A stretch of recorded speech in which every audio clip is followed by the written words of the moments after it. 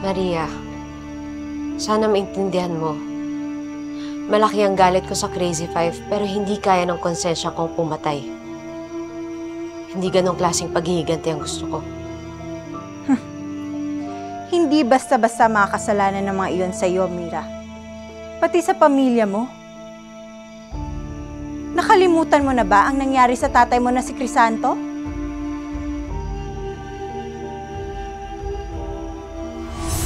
Tay, ulila na kami ni ate.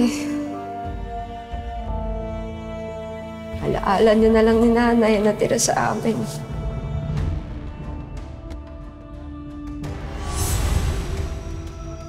Hindi ko makakalimutan yun, Maria. Hindi ko lang maintindihan kung bakit ang payo mo sa akin dati gawin ang tama. Tama bang pumatay? Anong nangyari? Bakit nag-ibang payo mo, Maria?